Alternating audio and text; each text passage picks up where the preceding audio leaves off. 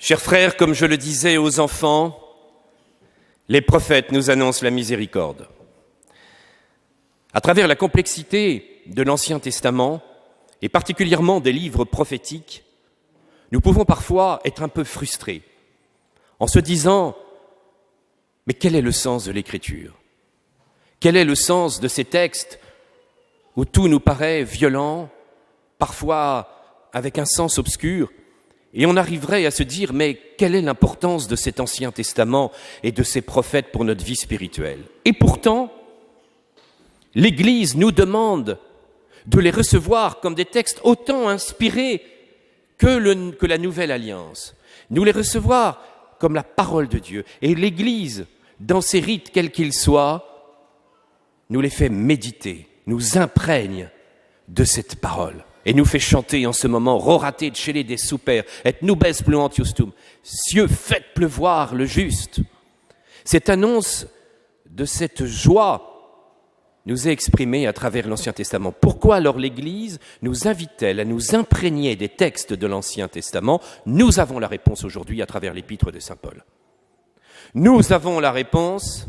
Pourquoi l'Église interdit-elle de rejeter l'Ancien Testament ? Vous savez qu'elle considère comme hérétique depuis le IVe siècle et puis tout au long de l'histoire.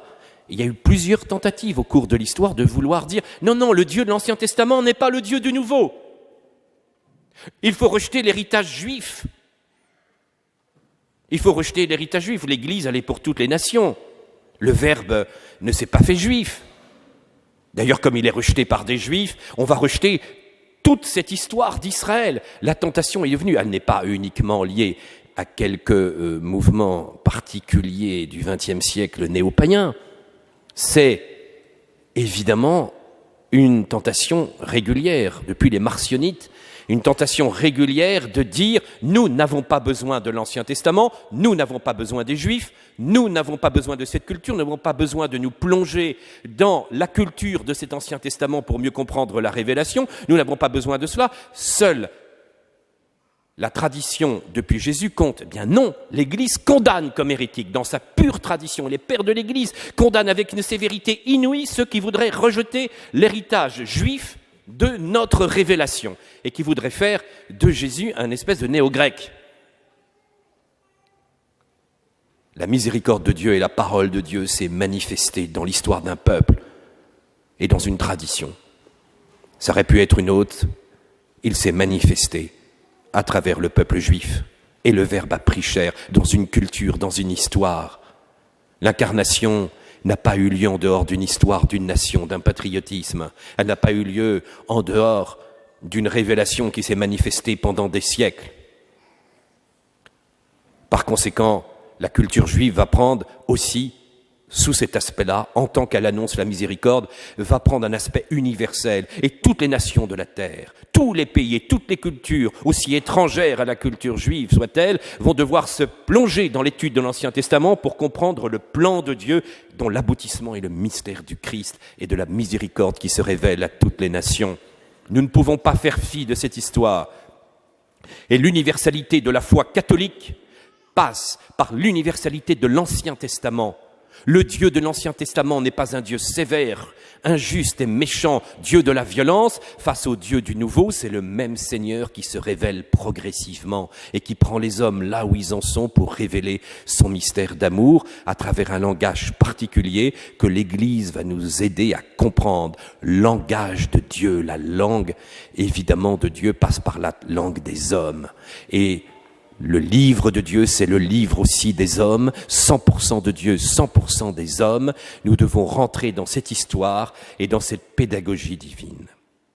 C'est important aussi pour notre âme, pas simplement pour comprendre dans l'histoire la révélation progressive de la miséricorde, pas simplement pour comprendre les différentes étapes, mais c'est important pour chacun d'entre nous parce que le Seigneur procède aussi par étapes. Il y a aussi pour nous, et quand on regarde notre vie spirituelle, une progression. Les grâces que nous recevons à certains moments dans nos vies sont adaptées à ces moments peut-être de souffrance, de difficulté. Et le Seigneur, petit à petit, éclaire notre intelligence. La vie spirituelle peut progresser. Il y a aussi pour nous, une progression pour que nous vivions pleinement de la miséricorde divine et que nous soyons pardonnés de tous nos péchés. Alors, chers frères, je vous encourage à lire l'Écriture. L'encouragement des papes modernes, c'est-à-dire depuis Léon XIII, c'est quand même la tradition. Le pape Saint Pidis, créateur de la commission biblique, le grand pape de la Bible, c'est Saint Pidis. Qu'on arrête de nous mentir, c'est le grand pape de la Bible, de la création de la commission biblique, de la recherche scientifique et de la recherche sur tout l'Ancien Testament. Et puis évidemment, Benoît XV, Pie XII, et ce magnifique texte que je vous encourage à lire du Concile Vatican II, Dei Verbum, texte sur la révélation et qui vous montre toute la place de la tradition et de l'écriture. Donc ne vous contentez pas d'entendre des slogans, mais lisez profondément les textes, les grands textes de la tradition de l'Église pour comprendre justement tout le plan de Dieu. Alors, chers frères, les prophètes de l'Ancien Testament, ceux dont je parlais aux enfants, les 4 prophètes, Jérémie, Isaïe, Ézéchiel et Daniel, ont annoncé ce que saint Paul dira, le mystère caché depuis des siècles nous a été révélé. Oui, c'est cette bonté qui s'est manifestée. Cette bonté, ce n'est pas n'importe quoi, c'est la miséricorde. Et cette révélation à toutes les nations du Messie, cette bénédiction dont il était question dans le livre de la Genèse, dans le descendant d'Abraham, cette bénédiction de toutes les nations, elle a eu lieu dans le mystère du Christ. Mais sous quelle forme ? Eh bien, dans la découverte que le Messie était la miséricorde. Le Messie, celui qui est venu, ce n'est pas tout d'être messianique, ce n'est pas tout de croire qu'il y a eu un Messie pour l'histoire d'Israël. Il y a des gens qui, au cours de l'histoire, ont cru qu'il y avait des messies. Il faut comprendre que le Messie, c'est la miséricorde. C'est celui qui est venu apporter son amour à toute l'humanité, le pardon du péché. Voilà l'idée essentielle de l'Ancien Testament. Et quand vous aurez à cœur, durant ce temps de l'Avent, de lire le prophète Isaïe, de lire même le livre difficile d'Ézéchiel, vous comprendrez peut-être un peu plus comment, à travers toutes ces parties obscures, c'est la révélation de la miséricorde divine. Et vous comprendrez comment votre âme va s'ouvrir au mystère véritablement du Dieu fait chair, de celui qui va assumer cette nature humaine pour offrir la miséricorde aux hommes. Permettez-moi de vous rappeler quelques textes de ces 4 grands prophètes pour véritablement être imprégné du grand mystère du salut, de la révélation du Messie miséricordieux. Isaïe, Jérémie, Ézéchiel et Daniel, tous ont parlé en période de drame pour Israël. Alors même si Isaïe, c'est toute une école et qu'il y en a plusieurs, peu importe, cela se situe autour du drame de la destruction de Samarie et de l'annonce de la destruction de Jérusalem. Le peuple va être détruit, dispersé. Jérémie est le prophète de malheur parce qu'il annonce la destruction totale du temple. La gloire d'Israël, il ne restera rien et le peuple va être déporté. Le roi aura les yeux crevés, ses enfants tués. Et Daniel et Ézéchiel vont accompagner ce peuple dans sa déportation pour le soutenir. Eh bien, ces 4 prophètes de malheur ont prêché l'espérance, ont prêché la délivrance, ont prêché la miséricorde, ont annoncé le salut. Devant ce drame épouvantable de la destruction du peuple, parce que ces hommes étaient tombés dans l'idolâtrie et dans le péché et avaient cru dans leur propre force, ils ont annoncé le mystère de cette miséricorde qui va changer le cœur des hommes, où le cœur de pierre va devenir un cœur de chair. Qu'importe, dit le Seigneur à Isaïe, la multiplicité de vos sacrifices. Je voile mes yeux devant vous, vos mains sont pleines de sang, lavez-vous, purifiez-vous. Cessez de mal faire, apprenez à bien faire, recherchez la justice, redressez l'oppresseur. Venez, venez avec moi. Si vos péchés sont comme l'écarlate, ils deviendront blancs comme la neige. Et s'ils sont rouges comme la pourpre, ils deviendront comme la laine. Ainsi, le prophète annonce que nos péchés vont disparaître et que notre âme sera entièrement transformée. Le Seigneur lui-même va vous donner le signe, La Vierge enfantera, elle aura un fils que l'on appellera l'Emmanuel. Ainsi a parlé Yahvé. Par la conversion à une paisible attente, vous serez sauvés.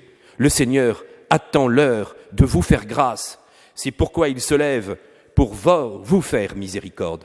Mes frères, cela a eu lieu. Cette attente du peuple juif devant ce drame, il faut considérer que ça a eu lieu et qu'aujourd'hui nous pouvons bénéficier de cette heure de grâce.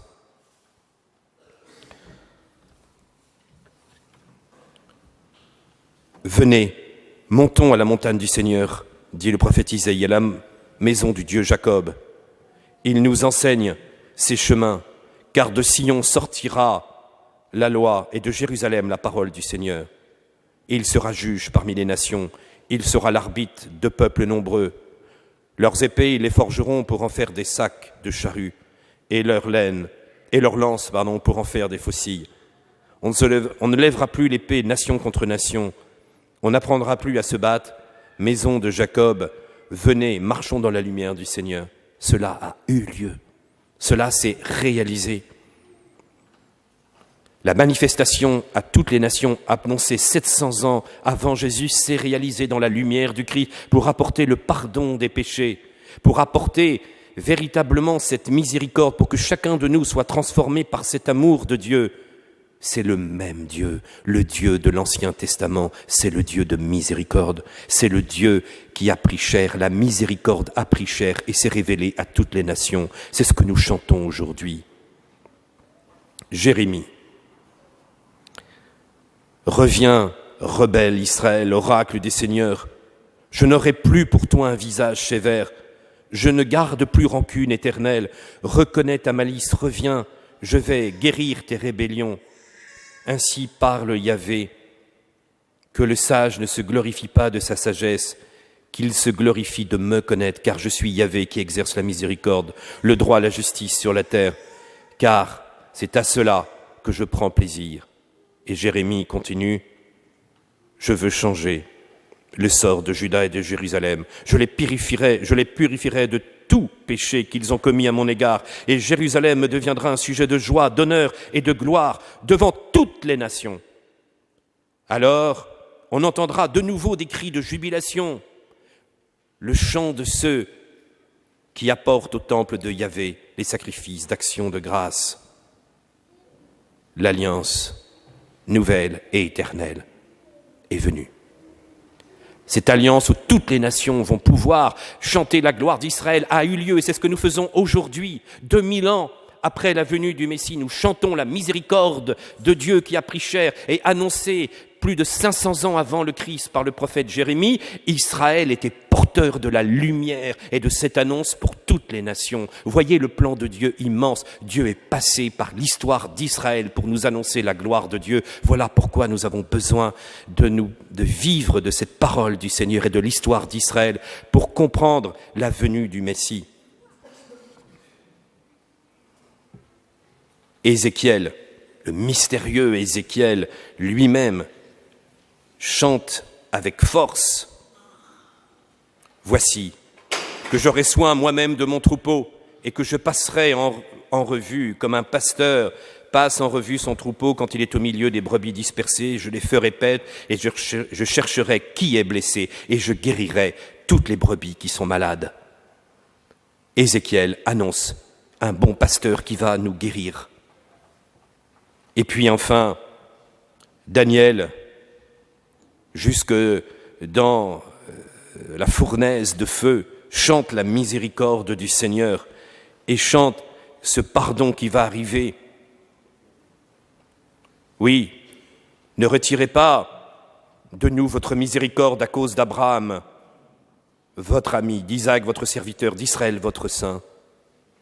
Mais Seigneur, puissions-nous être reçus, le cœur contrit, humilié, comme vous recevez en holocauste des béliers et des taureaux, qu'il en soit ainsi de notre sacrifice aujourd'hui, et qu'il n'y ait pas de confusion aujourd'hui, maintenant. Nous vous suivons de tout notre cœur, et nous trouvons l'abondance de votre miséricorde.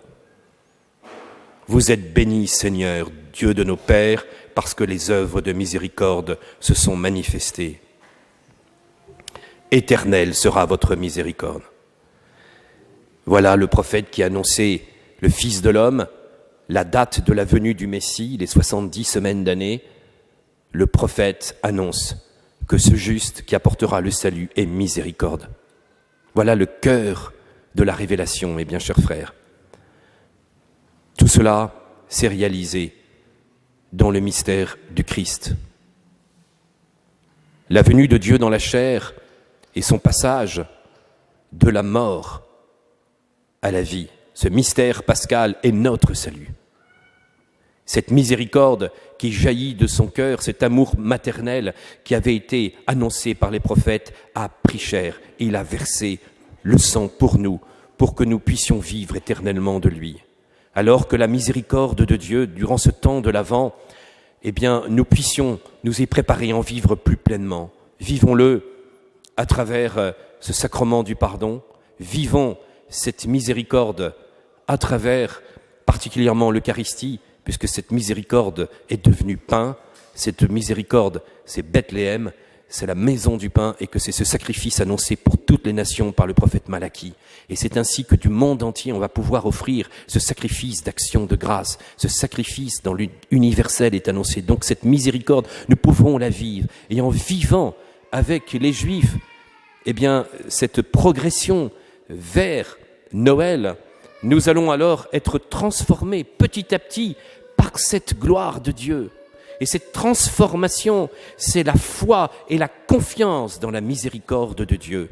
Alors soyons dans la joie et l'allégresse, le Messie va venir, et qu'à travers la lecture de l'Écriture, nous puissions chanter cette venue roratée de chez des super et nubes pluantius tu. Au nom du Père et du Fils et du Saint-Esprit, ainsi soit.